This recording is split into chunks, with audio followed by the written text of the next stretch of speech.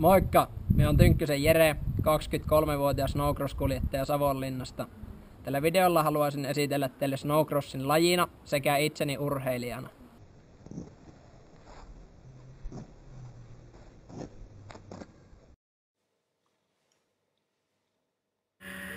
Snowcross on hyvin motocrossin kaltainen laji. Erona on se, että snowcrossia ajetaan talvisin moottorikelkalla, kun motocrossia ajetaan pääosin kesäisin motocross-pyörällä. Snowcross on erittäin vaativa laji, jossa kelkan ja kuljettajan täytyy olla kunnossa.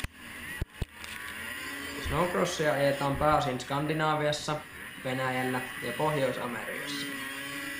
Snowcross on erittäin yleisöystävällinen ja näyttävä laji.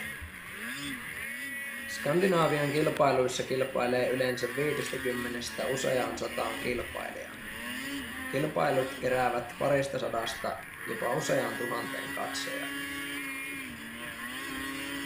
Snowcross-kilpailupäivä alkaa aika-ajolla, josta 20 nopeinta pääsee finaalieriin, joita on 2-3 kappaletta.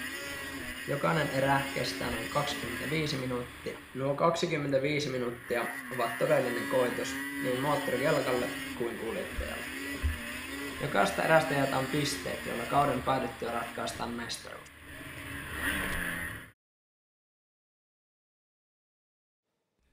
Snowcross on todellista urheilua, joten kuljettajan täytyy treenata paljon. Snowcross-tiimi tarvitsee myös paljon tekniikan tietämystä, sillä kuljettajan lisäksi myös kelkan tulee olla hyvässä iskussa. Kelkan ja kuljettajan suorituskykyä koetellaan isoissa hypyissä,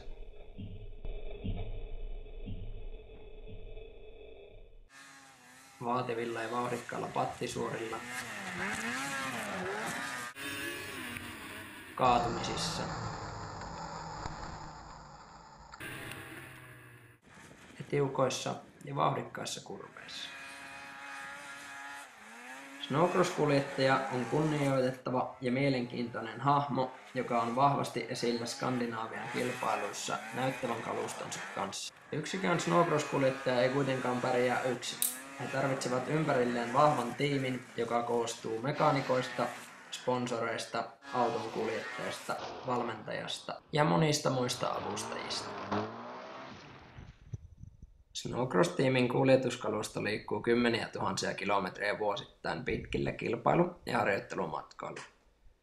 Tästä syystä kuljetuskalusto on näkyvä markkinointikeino. Kiitos mielenkiinnostanne. Toivottavasti palaamme yhteistyön merkeissä.